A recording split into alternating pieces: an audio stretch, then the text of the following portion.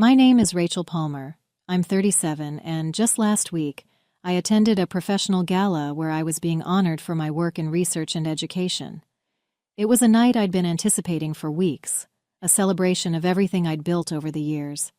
But as fate would have it, the moment I stepped into the restroom to take a breather, I came face to face with someone I hadn't seen in nearly 15 years. My mother. She was at the sink, reapplying her lipstick, looking every bit the part of the wealthy socialite she'd always been. For a moment, I thought maybe she wouldn't recognize me, but then her eyes flicked up to the mirror and landed on my reflection. Her hand froze mid-motion, and I saw her jaw tighten. "Rachel," she said, her voice cool and detached, like we'd just bumped into each other at a country club instead of a bathroom after 15 years of silence. "I didn't expect to see you here." I steadied myself, gripping the edge of my clutch. "I could say the same," I replied, keeping my tone even. "What brings you here?" She turned to face me, her posture as rigid as ever. "Your father and I were invited, of course. We've always been involved with organizations that support education. And you?" "I'm being honored tonight," I said, meeting her gaze. "For my work and research." Her expression barely shifted, but I caught the faintest flicker of surprise in her eyes before she masked it. "I see," she said, turning back to the mirror. "Well, I suppose everyone finds their way eventually." Her words brought me back to the day I walked out of that house for the last time. I was 19, and the years leading up to that moment hadn't been easy. In high school, I struggled with depression, but in my family, that wasn't something you admitted. "What could you possibly be sad about?" my mother had said once, her voice dripping with irritation when I tried to open up to her. "You have everything, more than most kids your age. You're just making excuses." The truth was, I'd been drowning. The pressure to be perfect, to live up to the Palmer name, was suffocating. I tried to keep up, but my grades started slipping during my junior year, and by senior year, I was barely holding on. My parents didn't see a kid who needed help. They saw a failure, an embarrassment. When I only got into a community college, my father's fury was unmatched. "This family has standards," he had said that night, pacing the living room while I stood there clutching my acceptance letter. "And you've done nothing but drag us down. You want to waste your life? Fine. But you'll do it on your own." I had been kicked out of the house. I remember the weight of that duffel bag as I left the house that night. It wasn't just filled with clothes. It held the reality of being completely on my own. My parents didn't even come to the door to say goodbye. My mother stayed seated on the couch, scrolling through her phone as if I didn't exist. My father had disappeared into his study after delivering his ultimatum. I felt invisible, discarded, like I'd never been a part of their world to begin with. For the first few weeks, I stayed with a friend, sleeping on her pull-out couch while I tried to figure out my next steps. Community college wasn't glamorous, but it felt like the only thing I could control. I worked part-time at a diner to cover tuition and rent when I finally scraped together enough to move into a tiny studio apartment. It was a grind, balancing classes, work, and the overwhelming sense of failure that clung to me like a second skin. But something about being on my own, away from their constant judgment, gave me a flicker of hope. For the first time, I could breathe, even if the air felt thin. My first year at community college was a blur of late-night study sessions and endless shifts at the diner. I'd decided to study chemistry, partly because I genuinely enjoyed it, and partly because I wanted to prove to myself, and maybe even to them, that I could excel in something challenging. It wasn't easy. My high school grades had been mediocre at best, and I felt like I was starting from behind compared to my classmates. But for the first time in years, I wasn't under the crushing weight of their expectations. I could just focus on learning. I still remember my first chemistry exam. I'd spent weeks preparing, going over every formula, every reaction, until I could practically recite them in my sleep. When the professor handed back the graded tests, I was terrified to look. But there it was, a 92%. I nearly cried, right there in the middle of the classroom. It wasn't perfect, but it was mine. I'd earned it. It felt like the first small step toward rebuilding myself after everything had fallen apart. Over the years, I evolved in ways I never expected. College wasn't easy, but I had learned how to work for what I wanted, and the more I gave, the more I saw myself grow. By the time I finished my associate's degree, I wasn't just a student anymore. I was someone who had learned how to fight for her place in the world. I transferred to a 4-year university, and while I still faced obstacles, I had learned how to push through them. The shy, insecure girl who barely got by in high school had become someone who could stand in front of a class, explain complex concepts, and hold her own. Chemistry, once a challenge, became my passion. I didn't just want to pass anymore. I wanted to excel, to prove that I wasn't the failure they thought I was. I worked part-time, still, but I also started interning at local research labs, gaining experience that eventually led me to an opportunity I never imagined, becoming a lead researcher at a nonprofit focused on advancing science education. It wasn't just a job. It was my way of giving back, of creating a space where other kids, the ones who were told they weren't good enough, could find their way too. Graduating with my bachelor's degree was supposed to be a moment of triumph, but when it came time to celebrate, I realized something. My parents hadn't even called. Not to congratulate me, not to ask about my plans. Nothing. My father, the owner of a massive fertilizer company, had more money than he knew what to do with. He and my mother lived in a mansion, threw extravagant parties, and rubbed elbows with politicians and CEOs. But for all their wealth, they'd never taken an interest in me unless it was to criticize. Even after I graduated with honors, after I'd worked my ass off to get where I was, I didn't exist in their world. I was a reminder of their failure, an inconvenient blemish on their perfect lives. It stung more than I wanted to admit. I had hoped, maybe foolishly, that they'd at least acknowledge the hard work I'd put in. But they didn't. It was as if I never mattered to them, and that realization hit harder than I cared to admit. The only family member who bothered to show up at my graduation ceremony was Aunt Lydia. She was my mother's younger sister, the black sheep of the family. Lydia had never cared much for my parents' rigid standards, and while they shunned her for being too eccentric, she was always kind to me. She was the one person who would call on my birthday, even when my parents pretended I didn't exist. When I saw her in the crowd, I felt a lump form in my throat. She waved at me excitedly from the back, and after the ceremony, I found her in the parking lot, waiting with a huge bouquet of flowers. "You did it, kid," she said, pulling me into a tight hug. "I'm so proud of you." It was a small comfort, but it was something. It wasn't the cold silence I'd gotten from my parents. Aunt Lydia was the one who reminded me that family didn't have to mean perfection, that love could come from unexpected places. She didn't care that I hadn't followed the straight path they wanted for me. She cared that I had made it on my own, no matter the hurdles. A few months after graduation, I was wrapping up a research project at the university when one of my professors, Dr. Collins, pulled me aside. He was an old-school chemist, the kind who had a passion for the periodic table like it was a work of art. He'd noticed my work ethic, my persistence despite everything I'd been through. "Rachel," he said, his voice low and thoughtful, "I've been in touch with some colleagues at Oxford University. They're offering a research opportunity in environmental chemistry, and I think you'd be a perfect fit." At first I thought it was a joke. Oxford? One of the most prestigious universities in the world? Me? But Dr. Collins insisted. He told me that this wasn't just a job, it was a chance to make real contributions to the field, and that I deserved the opportunity. "Don't let fear hold you back, Rachel," he said. "You've proven yourself.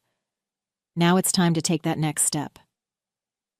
I applied, hesitantly at first, not fully believing it could happen. The application process was rigorous, and I wasn't sure I'd make the cut. But then, weeks later, I received an email. We are pleased to inform you that you've been awarded a research grant for your proposed work in environmental chemistry at Oxford University. I moved to England without telling anyone. Not my parents, not any of my old friends. The only person who knew was Aunt Lydia. I called her a few days before I left, and she was the one who encouraged me to go. You've worked too hard to let anything hold you back, she said. Do this for yourself, Rachel. She understood why I needed to disappear, why I needed to escape the shadows of my past and carve out a new future without anyone's expectations hanging over me. I asked Lydia not to tell anyone else where I'd gone. I didn't want them to try and find me, didn't want the weight of their judgment pulling me back. So, I left, boarding a plane to Oxford, with nothing but a backpack, and the faint hope that this could be my chance to finally become the person I always dreamed of being. I settled into a small flat in Oxford and threw myself into my work. The first few weeks were tough, the language, the culture, the isolation. But the more I immersed myself in my research, the more I felt at home. I was working on projects that mattered, things that could make a real impact on the world. The chemistry I studied was no longer just about passing exams or proving myself to my parents. It was about changing the future. As the years passed, I completed my master's degree, and then, driven by the momentum of my research, I applied for a PhD. The process was grueling, but I was determined. I had found my place at Oxford, and there was no turning back. After several years of sleepless nights and endless lab experiments, I earned my PhD, becoming a respected researcher in the field of environmental chemistry. After finishing my PhD, the next step seemed almost too surreal to grasp. I was offered a position as a professor at the University of Cambridge. It felt like a dream I never dared to chase, not because I didn't think I deserved it, but because I never imagined I would be given the chance. I had worked so hard to get to this point, and yet, the recognition still felt like it was happening to someone else. At Cambridge, I was able to teach and mentor the next generation of students, something I hadn't expected to find so fulfilling. The freedom to shape minds, to pass on the knowledge and passion I'd gained, was beyond anything I could have imagined back when I was struggling through community college. I had gone from being the girl who didn't belong to someone who could stand at the front of a classroom and be taken seriously. But there was still a piece of me that was always looking over my shoulder, wondering if anyone back home knew where I was, if anyone cared enough to find out. I hadn't heard from my parents since I left.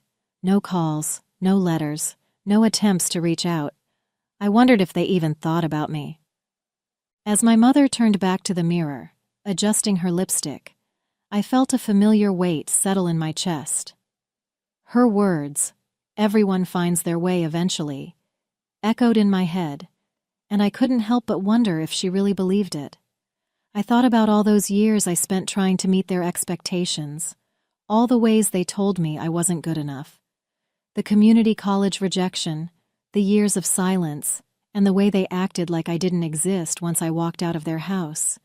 It felt like a lifetime ago, but standing there in that bathroom, the bitterness still stung. I had worked so hard to get to this point, leaving everything behind, moving to England, finishing my master's and PhD, becoming a professor at Cambridge. And yet, there she was, standing in front of me, acting like my entire journey had been some kind of afterthought. I had gone from being the failure they cast aside to someone who could now speak at international conferences, lead research, and mentor young minds. And for what? To stand here and have her offer me nothing more than a cold acknowledgement? As she left the bathroom, I watched her glide out of the door, back to the people she was comfortable with. I thought about the woman I had become, the woman who'd erased every trace of them from my life. I didn't need their approval anymore.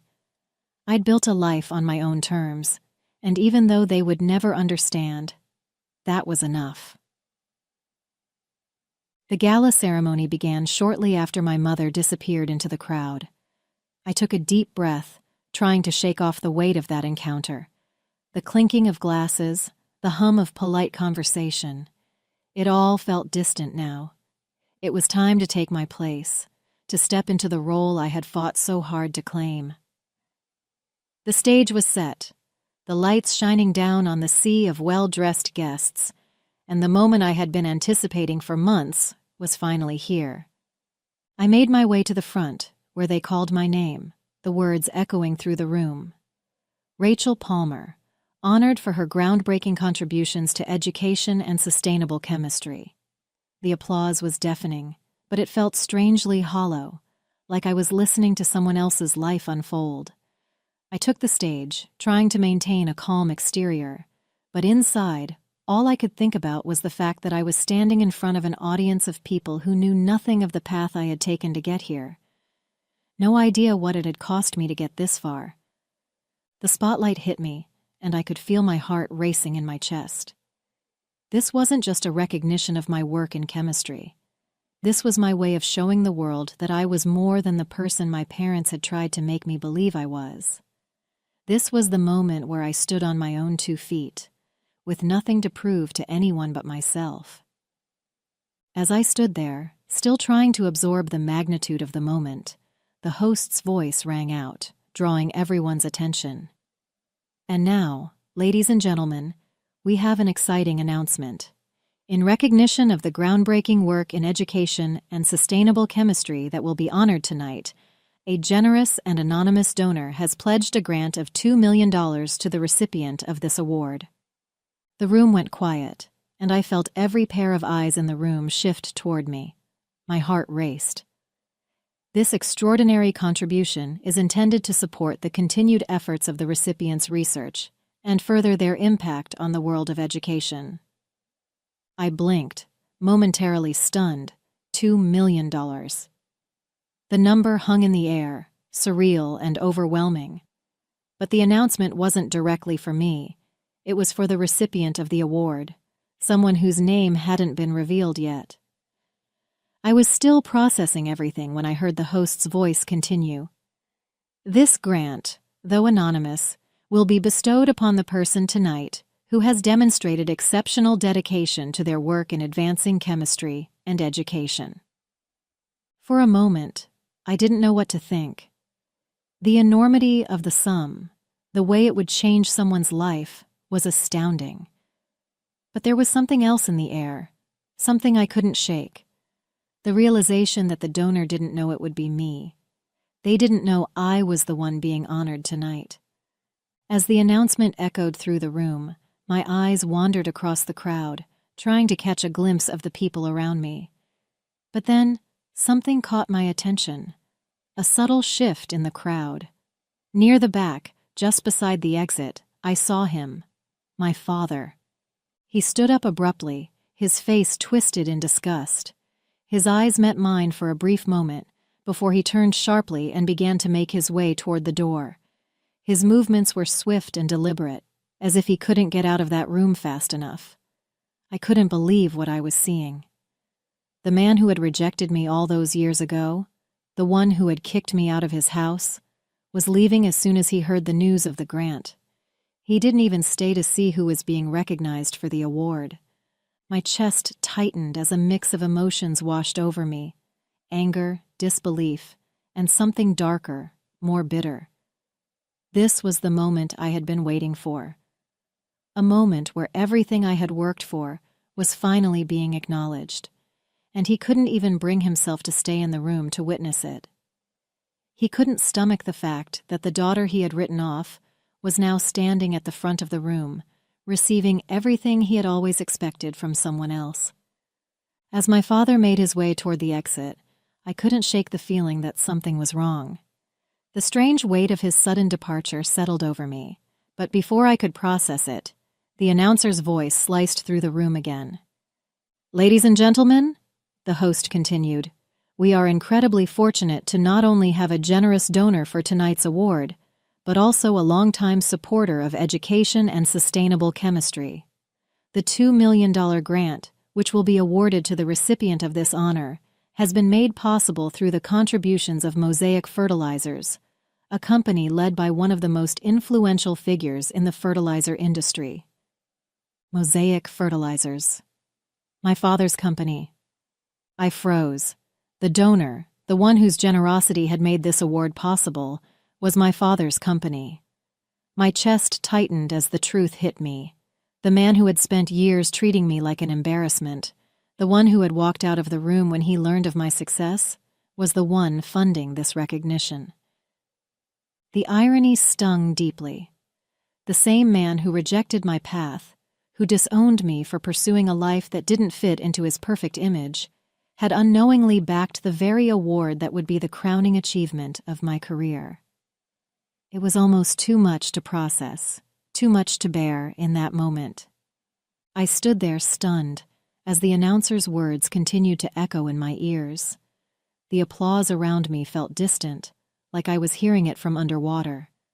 The weight of the grant, of everything that had just been revealed, hung heavily on me. My heart pounded in my chest, and for a brief moment I couldn't process any of it. "Thank you," I managed to say into the microphone, my voice shaky but steady enough. The words felt hollow, too small for what I was feeling, but I didn't have time to think about it. I had to get out of that room. I couldn't stand there another second, basking in the recognition that felt so empty. I turned abruptly, walked off the stage, and without another glance at the audience, I bolted for the back door.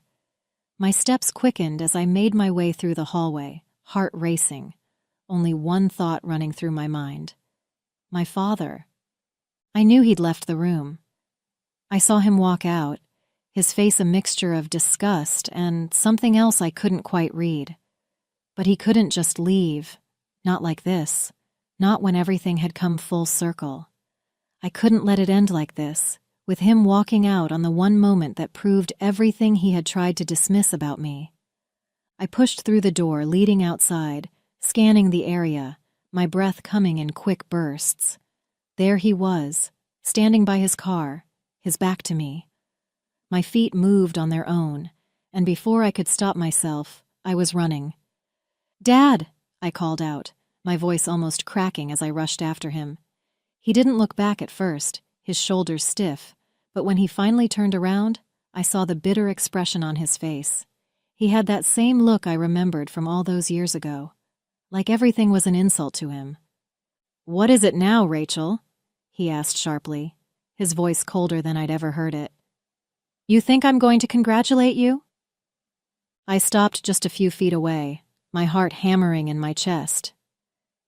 I knew what this was about. He had no idea who the recipient of the grant was until they called my name. Until that moment, he thought he was just funding some good cause, sending money to the foundation, believing it was going to some worthy academic or researcher he could proudly point to. He didn't know it would be me standing there on that stage. He sneered, his lips curling into a bitter smile. I don't know whether to be disgusted or impressed, but here you are, taking my money. I'm sure that's exactly what you wanted, right? I could see the resentment in his eyes. The grant, $2 million, had come from Mosaic Fertilizers, his company.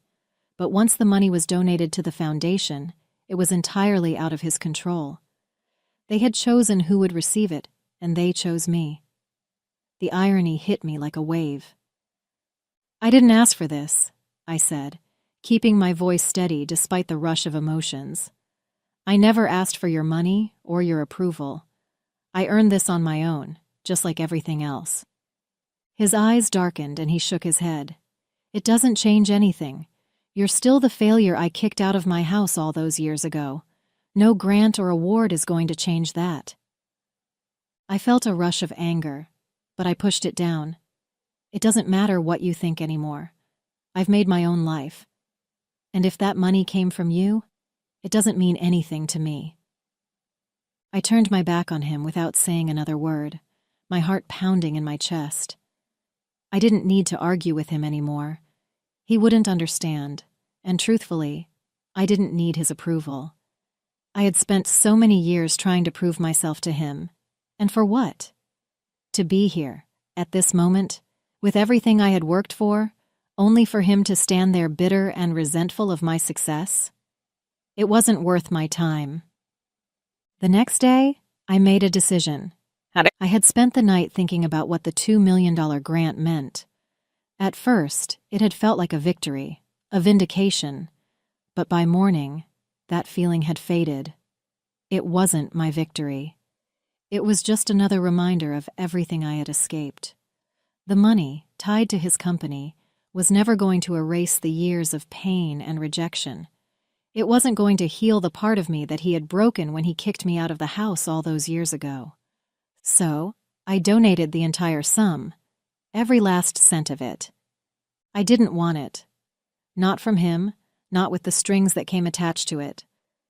Instead, I directed it toward funding scholarships for underprivileged students who had been overlooked, underestimated, and written off. I wanted to give them the chance to build something for themselves, without being crushed under the weight of expectations that didn't belong to them. The money that had once been tied to rejection and bitterness was now part of something greater, something that would outlast the sting of my father's judgment. I felt a quiet satisfaction as I pressed the donation button. For the first time, I realized that I didn't need his money, his approval, or his recognition. I had built my own legacy, one that would live on far beyond the walls of that gala.